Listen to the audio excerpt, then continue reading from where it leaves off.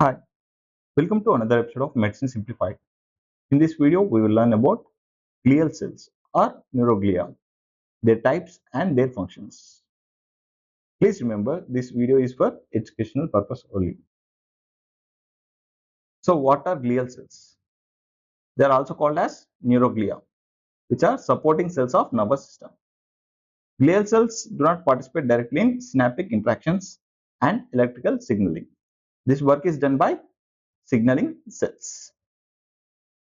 Glial cells provide structural, metabolic, and protective support to neurons.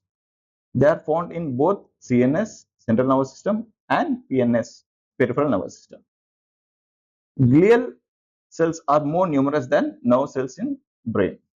We all know that human nervous system comprises over 100 billion specialized cells, in which glial cells are most abundant cells. Coming to the classification of neuroglial cells, they are classified based on location. In CNS, we can find astrocytes, oligodendrocytes, microglia, ependymal cells. In peripheral nervous system, we can find Schwann cells and satellite cells. Now we will know about each cells. First one is astrocytes, which are found in central nervous system, and they are ectodermal in origin. They are star-like cells which maintain blood-brain barriers. Just remember, astro means study of space, and stars are most abundant. So astrocytes are star-like cells. They provide structural support and regulate ions, nutrients, and dissolved gases. They also absorb and recycle neurotransmitters. The most abundant glial cells are astrocytes. As you can see in this picture, astrocytes covering blood-brain barriers and attached to neurons. Next is microglia. These are also found in central nervous system. Just remember, micro means small. So these are small glial cells which are found in central nervous system.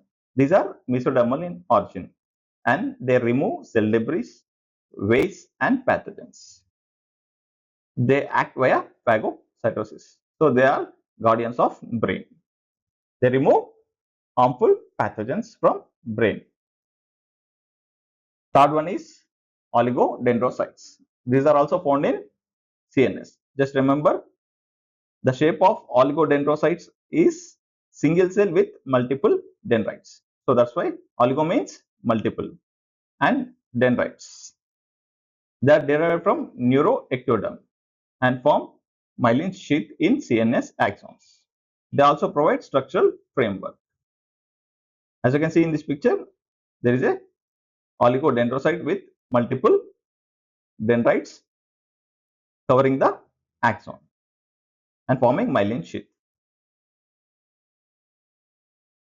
Next is Schwann cells. These are seen in peripheral nervous system. They are derived from neural crust.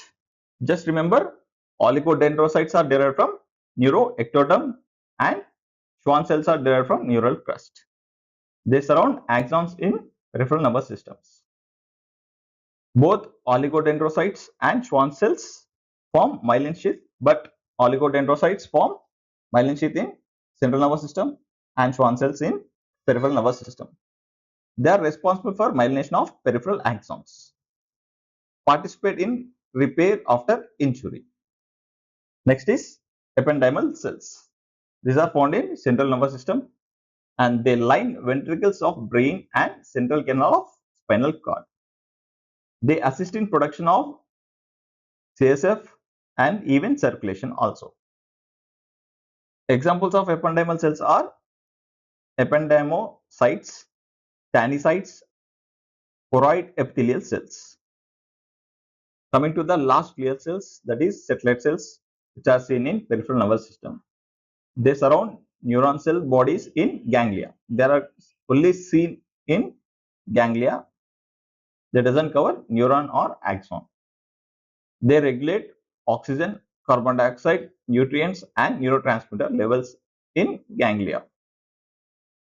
These are different types of glial cells. If you like this video, please subscribe to our channel and don't forget to click like button and share video to your friends. Thank you.